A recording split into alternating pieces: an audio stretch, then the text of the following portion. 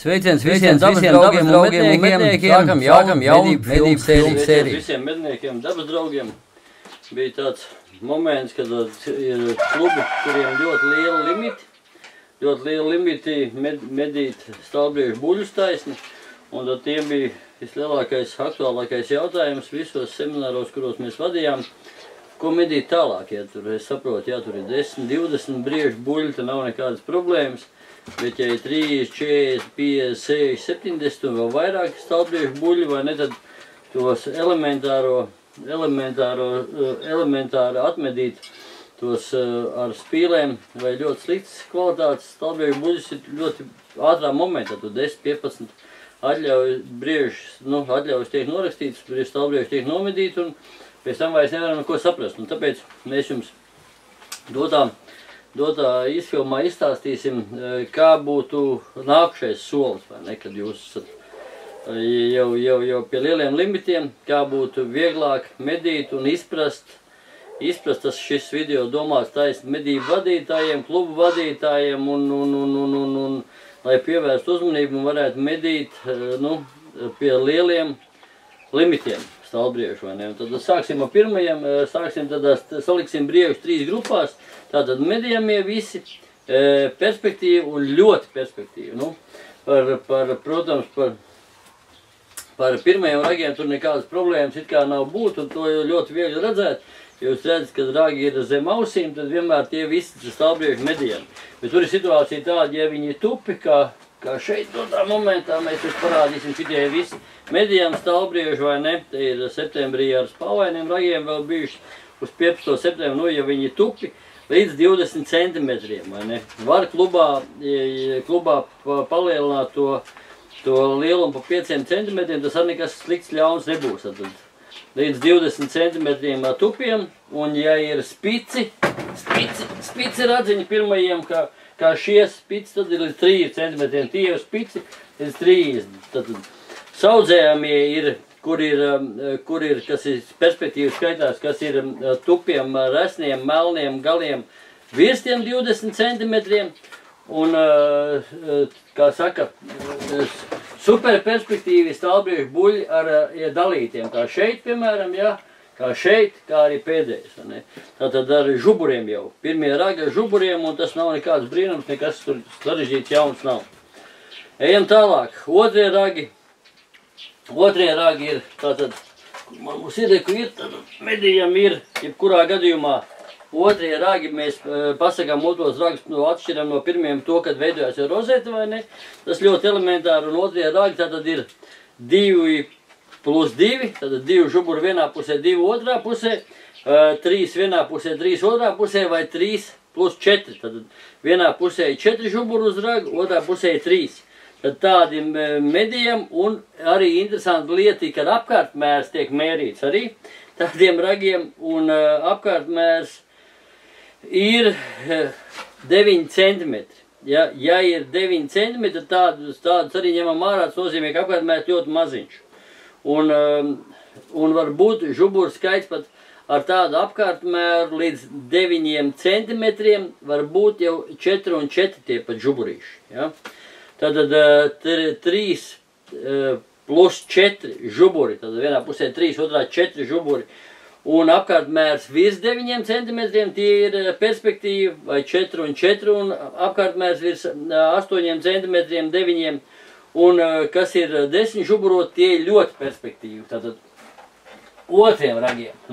It kā ar tur nekas sarežģīts nav, sarežģīts sākās jau ar 3 ragiem. Tātad ar 3 ragiem, mēs viņu paņemsim jums te tādu priekšā, vienu briedīt ar ļoti slikts kvalitātes, vai ne? Kur redzams ir pēc vidus žuburiem, ka tie ļoti maziņi, vai ne,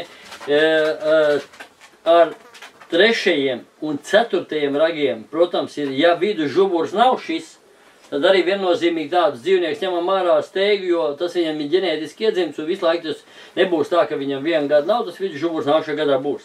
Tātad 3. ragi, 4 plus 4, šeit arī šitas te ir brīnums, ir žuburs skaitās, jo viņš ir 2 centimetri, tātad 4 plus 4, medījām ārā tie slikts kvalitātes dzīvnieki.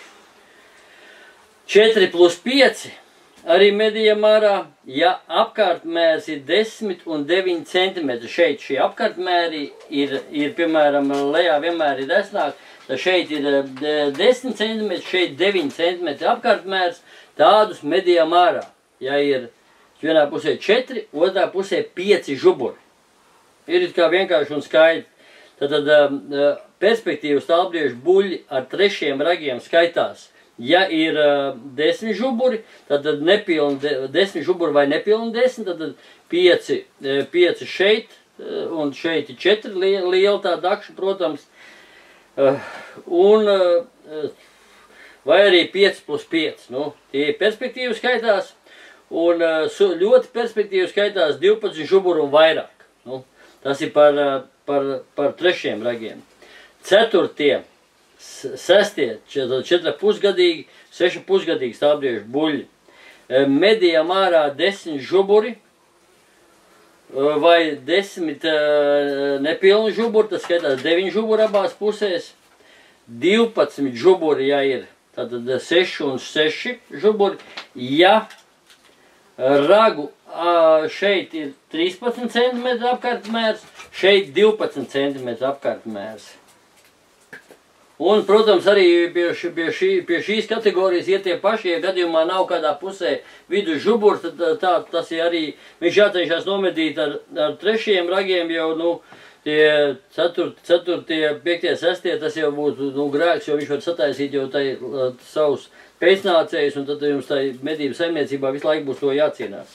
Tātad perspektīvu dzīvnieka 4,5, 6,5 gadiem skaitās 12 žuburi, kad masīvi tāda raga, protams, un ja ir 12 žuburu un vairāk, protams, arī, ja ir masa ļoti liela, tad pietiek ar 12.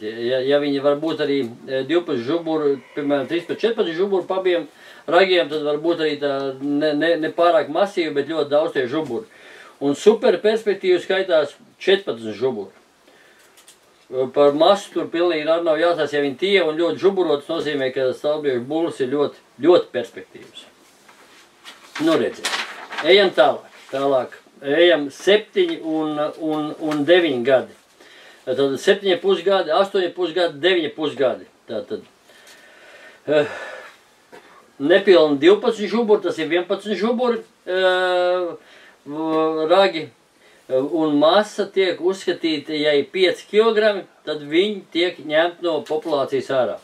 Kā viņam dzīvam to masu, jūs varat pateikt, tas vienkārši jāstāsta pēc ragiem, ja tie ragi ir ļoti tievi, tas nozīmē, ka tā masa noteikti ir tiem 12 žuburiem līdz tiem 5 kg. Pie 7,5 līdz 9,5 ir moments tas, ja vidus žuburs ir 20 cm garš, tad īs vidus žuburs, kā šeit šim bullītim, tad arī tādu mēs šajā vecumā 7,5, 8,5, 9,5 gadu varam ņemt ārā. Tādu. Perspektīvas tiek uzskatīts 12 žuburu un vairāk, kuram ļoti smieklīgi ir masa virs tiem 5 kg un protams, virs 12 žuburiem. Nu. Un kuriem masa ir 7 kg un vairāk, un 12 žuburu un vairāk, tie tiek uzskatīti par superperspektīviem buļļiem. Nu, redziet.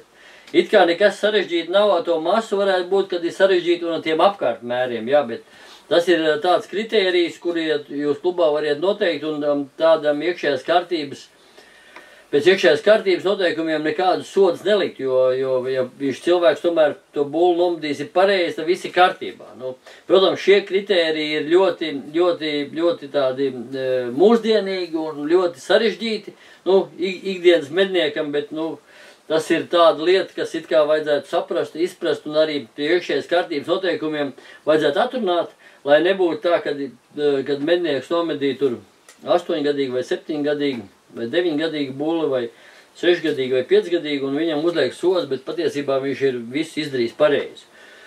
Un pie 10 gadiem mums Latvijas apstākļos, protams, būtu visi stāvbriežu buļļi jāmedī. Nav tie 70. 80. gadi, kad mums bija jāaudzē stāvbriežu buļļi 11, 12 gadi, tagad visi mainījies un dotā momentā ir 9, 10 gadi, kā es uzskatu, ir jāmedī, bet pēc šiem kritērijiem, ko es jums izstāstīju, tur ir 10 gadi.